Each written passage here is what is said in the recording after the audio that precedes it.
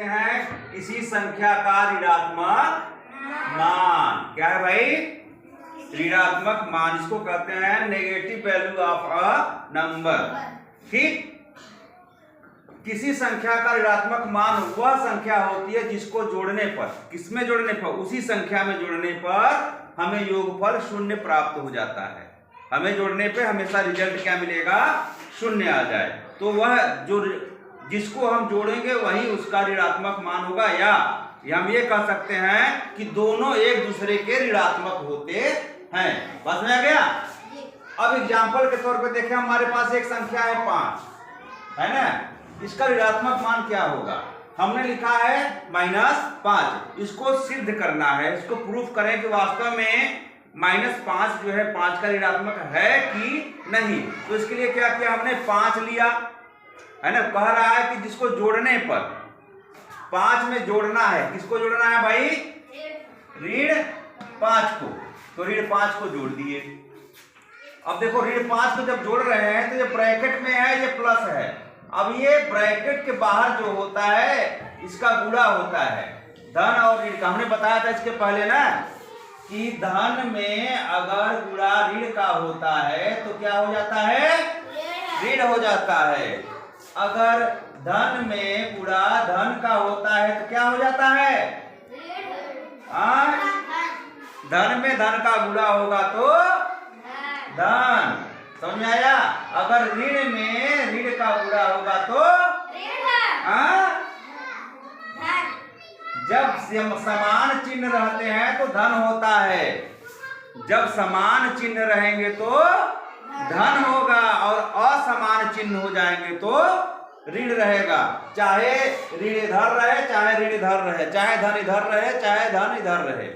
मतलब ऋण में जब धन का गुणा होगा तब क्या हो जाएगा? वह ऋण हो जाएगा।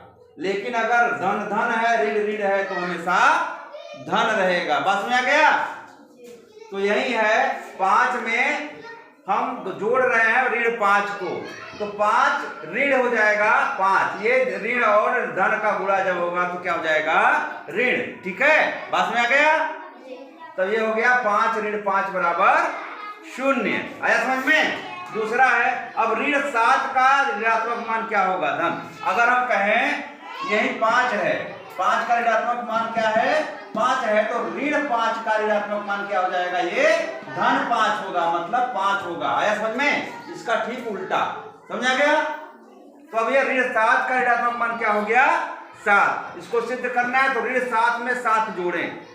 बहुत लोग क्या करते हो, ऋण 7 है, 7 जोड़ दिया तो ऋण 14 लिख देते हो, है ना?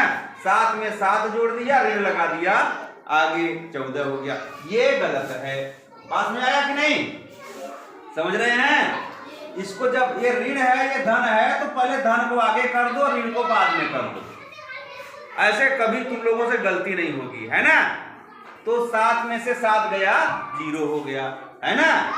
तो कहने का मतलब ऋण 7 का ऋणात्मक मान क्या आया? 7। सही है कि नहीं?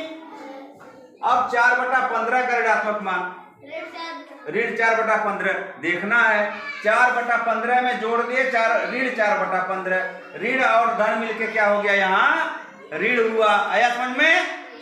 तो 4/15 ऋण 4/15 बराबर क्या हुआ? 0। समझ आया? अब ए का ऋणात्मक मान क्या होगा? ऋण ए।